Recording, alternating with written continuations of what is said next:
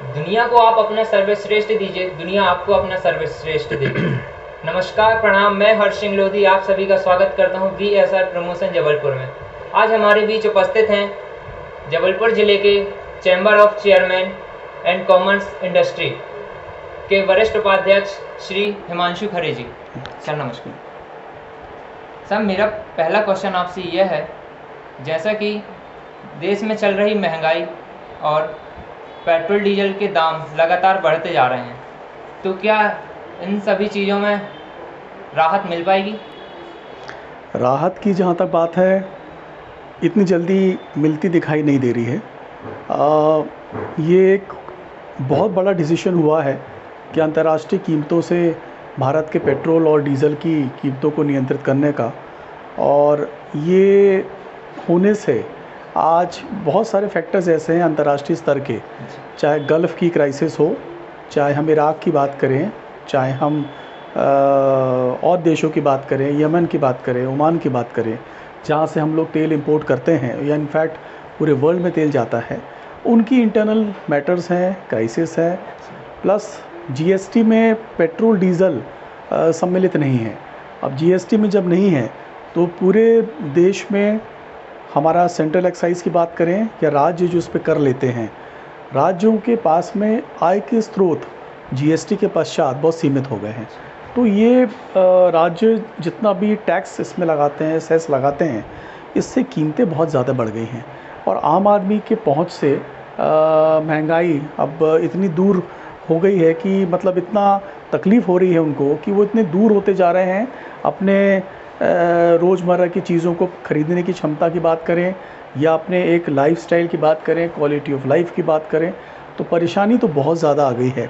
और ये आप देख रहे हैं कि डीज़ल की कीमतें बढ़ने से हमारे रोज़मर्रा की चीज़ों में भी कितना ज़्यादा इजाफा हुआ है, चाहे हम वेजिटेबल्स की रॉ मटेरियल की बात करें या हम उद्योग की बात करें, ट्रेड की बात करें, किसी भी सेक्टर की बात करें। तो राहत, आपने जो अच्छा प्रश्न किया कि राहत प्राप्त कैसे होगी, राहत प्राप्त हो सकती है तभी जब हम देश में इसके कर जो पॉलिसी है, ऑक्ट्रॉय है, इसको हम कस्टम्स को थोड़ा गिराते हैं और आज इसमें कुछ करों में छूट दें, क्योंकि अब अंतर्राष्ट्रीय कीमतों से जब लिंक किया है तो उसको डीलिंक करना इतना सरल नहीं है। अगर हमने इंटरनेशनल प्राइसेस के साथ अपने देश के पेट्रोलियम प्राइस को लिंक किया है तो उसको डीलिंक करना अब इतना सरल नहीं है। लेकिन एक ही तरीका है कि हम अपने राज्यों का जो कर है, जो हमारे रेट ऑफ जो हमारे हम इसमें जो एक परसेंटेज ऑफ टैक्स ले रहे हैं उसको हमें कम करना पड़ेगा। 37% टैक्स जो है हमारे मध्य प्रदेश में है, वैट जिसको है वो पेट्रोल पे है 37%, तो बहुत ज़्यादा ये होता है। तो इससे अगर कीमतों में नियंत्रण करना है तो हमको इनके टैक्स की जो दर हैं उनको निश्चित तौर पे कम करना होगा। सर का कहना है कि अगर हमें पेट्रोल डीजल में दाम कम करने हैं तो हमें टैक्स में कमी करनी होगी। तो सर मेरा आपसे दूसरा क्वेश्चन है, जैसा कि हम देख रहे हैं इस वैश्विक महामारी में ना जाने कितने लोगों ने अपने अपनों को खो दिया और ना जाने कितनों ने अपने व्यापार को खो दिया और ना जाने कितने लोग दिवालिया हो गए, तो क्या उनके लिए कोई सलाह एवं उनके लिए कोई शब्द जो पुनः प्रारंभ कर सकें वो अपना व्यापार को? पेंडेमिक में जितनी महामारी में जिन लोगों ने अपने व्यवसाय में जो ग्रोथ लानी चाहिए थी वो नहीं लेके आए, कुछ ऐसे भी थे अलग अलग सेक्टर कि जिसमें कि लोग को मजबूरीवश अपनी दुकान को, अपने बिज़नेस को, अपने एंटरप्राइज़ को बंद करना पड़ा और सरकार ने सही मायनों में कोई भी सहायता उद्यमी को, व्यापारियों को नहीं दी। हमको इसमें सिर्फ सरकार से ऋण प्राप्त हुआ कि आप लोन ले लीजिए और आप अपने किस्तों को चुकाइए, और हमारे ऑलरेडी लोन के ऊपर में व्यवसाय चलते हैं, उसके ऊपर में हमको अगर उनकी किस्तें चुकाने के लिए हमको और लोन दिया गया, तो एक पूरी भारत की अर्थव्यवस्था, पूरे भारत के व्यापारी लोन के एक जंजाल में फंस के रह गया है। और आज सबसे बड़ी आवश्यकता ये है कि जिनके व्यापार बंद हुए, जिनके उद्योग बंद हुए हैं, उनको कहीं पे भी कोई रेमेडी नहीं है। ना बैंक उनके लिए संवेदनशील रवैया अपना रहा है, ना सरकार उनकी तरफ हाथ बढ़ा रही है, तो व्यापारी करे तो क्या करे। ऐसे आपने बहुत सारे केसेस देखे होंगे कि व्यापार जब बंद होता है तो नौकरी से भी लोगों को अलग किया जाता है, तो बेरोज़गारी भी बहुत बढ़ती है। अब बेरोज़गारी बढ़ी है, क्राइम बढ़ा है समाज में। आप देख रहे होंगे पिछले 2 साल में क्राइम का रेट बहुत ज़्यादा बढ़ा है। तो ये एक तरह का इंटरकनेक्टेड सारे सब्जेक्ट्स हैं, इनके परिणाम भी इंटरकनेक्टेड होते हैं। और व्यापारी लोग से हम लोग का सिर्फ इतना ही एक आग्रह है कि अपने मनोबल को बढ़ाए रखें।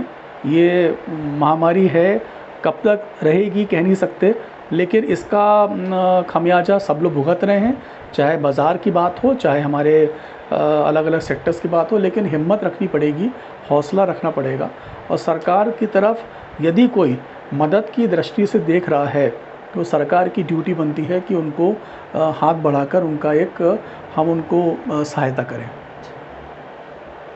सर मेरा प्रश्न है, जिस तरह से पढ़े लिखे युवा जो बेरोजगार घूम रहे हैं वो रोजगार पाने के योग्य हैं, परंतु फिर भी वे बेरोजगार घूम रहे हैं, तो उनके लिए क्या होगा? देखिए, अगर आप इसको कोविड से लिंक कर रहे हैं तो एक तबका बहुत बड़ा है जिसको नौकरी से रिट्रेंच किया गया है, नौकरी से बाहर किया गया। दूसरा ये है कि जो अब पढ़ के निकल रहे हैं, और जो पढ़ के निकल रहे हैं उनके लिए नौकरी की क्या संभावनाएं हैं, या उनको क्या काम करना है, किस तरह की योजनाओं में वो कुछ कर सकते हैं। इसमें इम्पॉर्टेंट ये हो गया है कि नौकरियों का अकाल तो देश में है, इसमें कोई दो मत नहीं है। और सबसे ज़्यादा बेरोज़गारी की दर इस पिछले समझ लीजिए 75-70 साल में सबसे ज़्यादा बेरोज़गारी की दर आज भारत में है। और इसके कारण कोविड भी है, मार्केट का रिसेशन है, मंदी का दौर है। और इस पे सबसे इम्पॉर्टेंट ये हो गया है कि छोटा से ही बड़ा उद्योग, बड़ा व्यापार बाद में सोच सकते हैं। छोटा ही सही हम कोई भी एक कदम बढ़ाकर हम अपने खुद का एक व्यवसाय, स्वरोज़गार का कोई भी हम कार्य वो कर सकते हैं। और इसके लिए ये कहना में कोई अतिशयोक्ति नहीं है कि भारत की जो इंडस्ट्रियल पॉलिसी है, निवेश नीति है, मध्य प्रदेश की जो निवेश नीति है, वो शायद देश में सर्वश्रेष्ठ है। सर, जो व्यक्ति अपना व्यापार प्रारंभ करना चाहते हैं तो उनके लिए कोई शब्द या प्रेरणादायक? सिर्फ इतना कहना चाहिए कि हिम्मत करने वालों की कभी हार नहीं होती है, हौसला रखना पड़ेगा। आज ये समय आ गया है कि हम चिल्ला के अपनी बात रखें और हमारी कोई मदद ना करे तो हमारे पास 2 ऑप्शन हैं, या तो हम उसमें समुद्र में कूदें और तैर के बाहर निकलें, या फिर हम डूब रहे हैं तो डूब जाएं। और इसमें जो पार निकलते हैं तैर के उनकी संख्या बहुत ज़्यादा है। जो हताश होते हैं, ज़िंदगी से हताश हो जाते हैं और आजीविका से हाथ धो बैठते हैं, वो और उनका परिवार को कभी भी कोई माफ़ नहीं कर सकता, क्योंकि वो अपनी गलतियों से या समाज की गलतियों से या नियमों कायदों की गलतियों से भी हम सबको एक पीड़ा देते हैं। सबके लिए आवश्यक ये है कि आगे बढ़ने की ही प्रेरणा हमको एक दूसरे से देख के मिलती है और एक टीम एफर्ट से ही काम हो सकते हैं। जैसा कि हम पहले अपने बुजुर्गों से सुनते हैं कि पहले नौकरियां हमें घर बुलाकर दी जाती थी, परंतु अब ऐसा कंपटीशन बढ़ गया है, परंतु अभी नहीं मिल रही हैं, तो इस पे क्या कहेंगे? बात वही है कि अनएम्प्लॉयमेंट का रेट बहुत ज़्यादा है और हालात बहुत अच्छे नहीं हैं। और नौकरियां प्राइवेट सेक्टर की हो या गवर्नमेंट सेक्टर में तो देखिए ऑन मेरिट होता है, एग्ज़ाम के बेसिस पे डिसाइड होता है।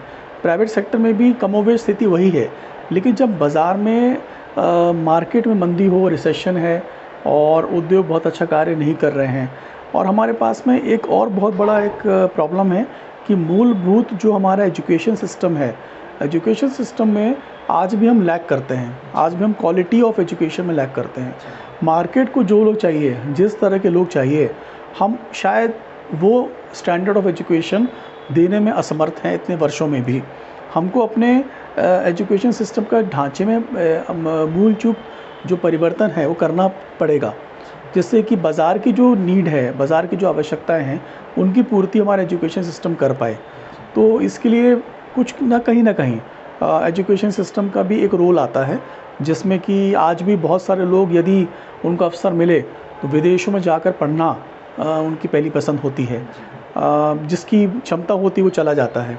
नहीं तो हमारे देश के अच्छे जो शीर्ष संस्थान हैं उनके सेंटर्स पूरे देश में और बढ़ाने चाहिए, फ़ीस को कम करना चाहिए। बच्चे पढ़ना चाहते हैं, अच्छी एजुकेशन लेना चाहते हैं, लेकिन आज एजुकेशन इतना कॉस्टली हो गया है, फ़ीस इतनी ज़्यादा बढ़ चुकी है कि उसमें हमें कहीं ना कहीं कटौती करके सबकी रेंज में ऐसे कोर्सेज आ पाएँ, तो वो हमको वैसा सिस्टम अपना बनाना पड़ेगा। क्या हम गवर्नमेंट स्कूल को नवीनीकरण कर उसमें स्मार्ट क्लासेस उपयोग नहीं कर सकते?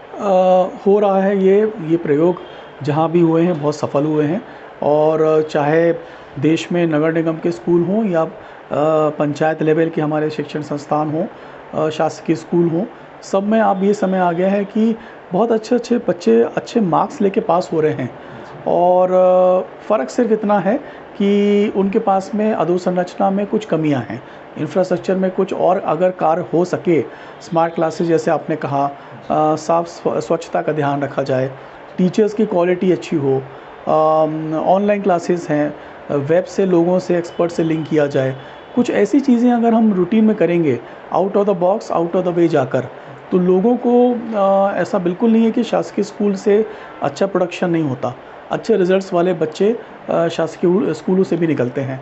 तो इम्पॉर्टेंट ये है कि हमको जितनी कमियां हैं उनको सिर्फ फ़ीस बढ़ाने से दूर नहीं हो सकती।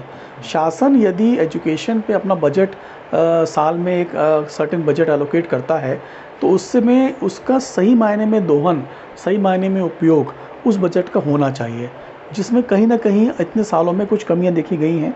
और नहीं तो पब्लिक प्राइवेट पार्टनरशिप मोड में निजी भागीदारी के तहत ऐसे शासकीय स्कूलों को कुछ लोगों के साथ टाई अप करके स्टार्ट करना चाहिए, जिसमें कि फ़ीस ना बढ़े लेकिन हम क्वालिटी एजुकेशन दे पाएँ।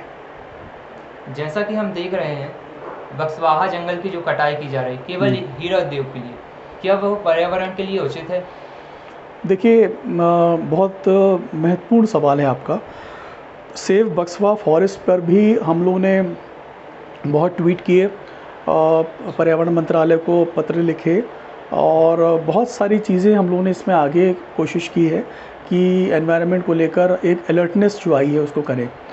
हमारे देश में सबसे एक विडंबना ये है कि ये मैं नहीं कह रहा हूँ कि जो पर्यावरण मंत्रालय है या पर्यावरण विभाग है या वन विभाग है वो अपनी चीज़ों की हितों की या अपने एरिया की रक्षा ना करे, बिल्कुल करे, लेकिन साथ ही साथ डेवलपमेंट प्रोग्रेस भी उतनी ही ज़रूरी है।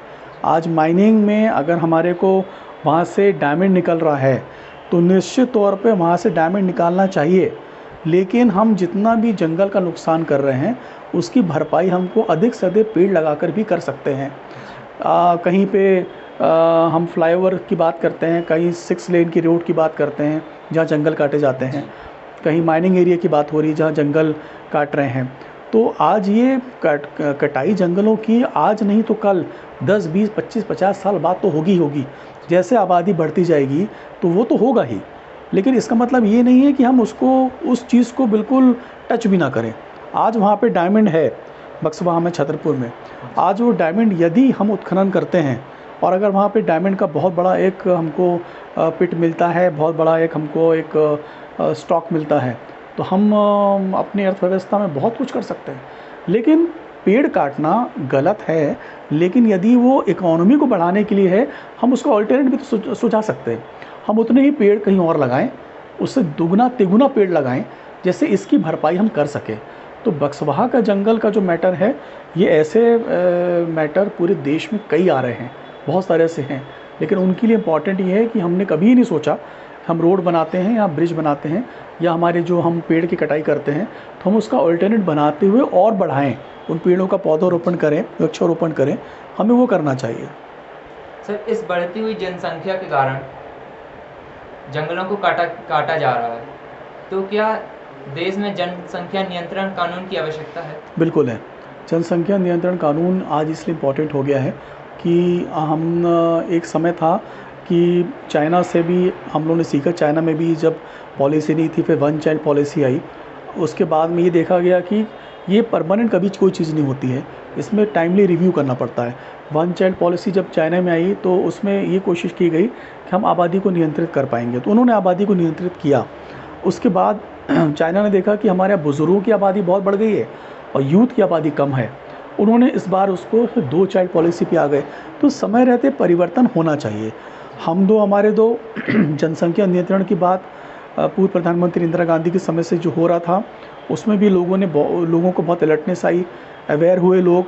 आज नहीं तो हो सकता हम शायद 2 अरब भी टच कर चुके होते हैं भारत की जनसंख्या। जब अभी हम लोग शायद 1 अरब 30 करोड़ के आसपास हैं, हम शायद 2 अरब तक पहुंच चुके होते। तो ये जनसंख्या नियंत्रण में प्रलोभन देने की कोई बात नहीं है। जैसे अभी उत्तर प्रदेश सरकार ने कहा है कि हम जो 2 चाइल्ड पॉलिसी या गर्ल चाइल्ड की बात करिए, सिंगल गर्ल चाइल्ड की बात करिए, तो उसमें प्रलोभन देने की बात कर रहे हैं, आकर्षण देने की बात कर रहे हैं।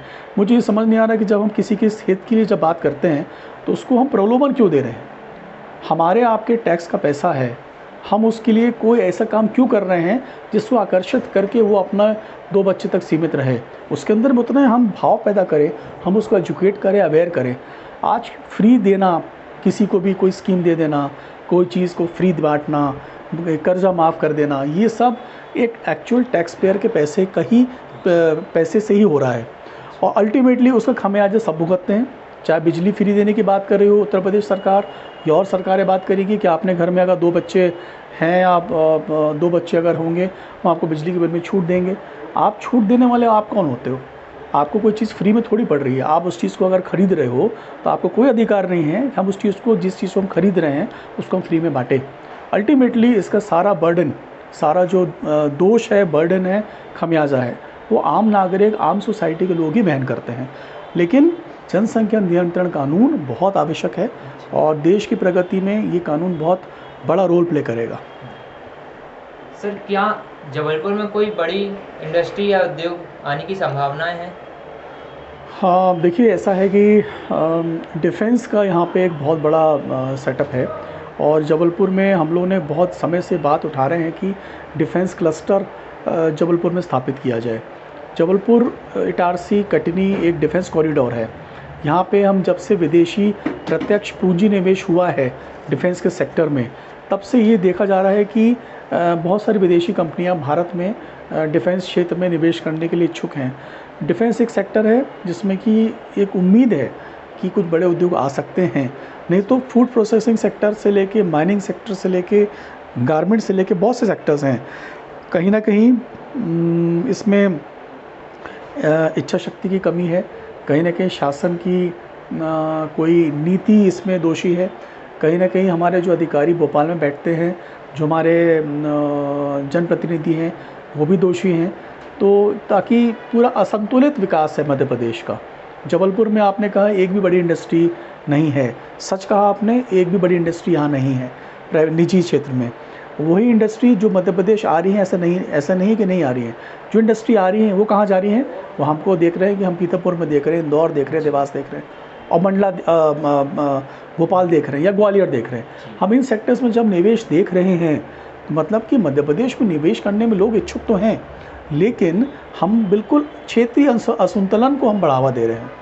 तो हमारे यहाँ पे इंडस्ट्री को लाना बहुत इम्पॉर्टेंट है और उसके लिए सच में दृढ़ इच्छा शक्ति की आवश्यकता है, जो कि राजनीतिक तबके में भी कमी है, वो होनी चाहिए।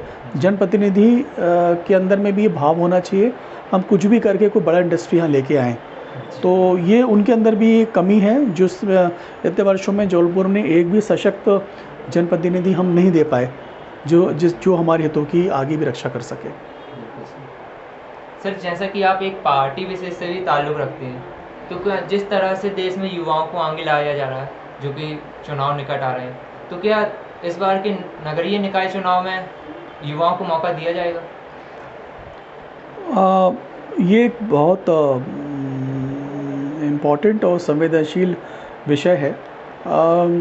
ये बहुत से ऐसा, मैं किसी का अनादर नहीं करना चाह रहा, किसी के बारे में ऐसा कुछ बोलना नहीं चाह रहा हूँ, लेकिन 55, 60, 65 साल के भी लोग हैं जो बहुत एक्टिव हैं, बहुत अच्छा काम कर रहे हैं, शारीरिक तौर पे, मानसिक तौर पे फिट है। यूथ तो है ही जो अच्छा काम कर रहा है, लेकिन सच में समय अब ऐसा आ गया है कि हमें कोई विजनरी लोगों की ज़रूरत है। हमको एक मिश्रण करना पड़ेगा सीनियर्स और जूनियर्स का। हम कभी ये नहीं कह सकते कि हम बहुत सारे जूनियर्स को टिकट दें और उनको हम आगे बढ़ाएं और वो आगे बढ़ के अपना काम करें। उनको सपोर्ट करने के लिए वरिष्ठों की भी एक्सपीरियंस की आवश्यकता होती है। तो ये हर जगह देखा गया है कि जहाँ हम एज बार कर दे हैं, जैसे हमने कहा कि केंद्र सरकार ने कहा कि हम इतने वर्ष लोगों ऊपर के लोगों को मंत्री नहीं बनाएंगे, या हम उसमें अपने विभाग में नहीं लेंगे। लेकिन आज हमारे माननीय प्रधानमंत्री हों, गृह मंत्री हों, ऐसे और भी मंत्री हैं जिनकी उम्र आज आप देखिए तो 65 साल से ऊपर की उम्र है, वो भी अपना काम कर रहे हैं।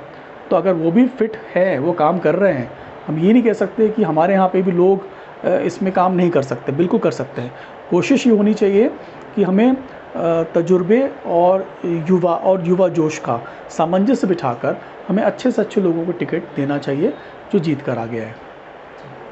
जब समस्याओं पर ध्यान लगाओगे तो लक्ष्य दिखना बंद हो जाएगा, परंतु जब लक्ष्य पर ध्यान लगाओगे तो समस्याओं दिखना बंद हो जाएंगी। धन्यवाद सर, आपका बहुत बहुत धन्यवाद। इसी के साथ मैं अपनी वाणी को विराम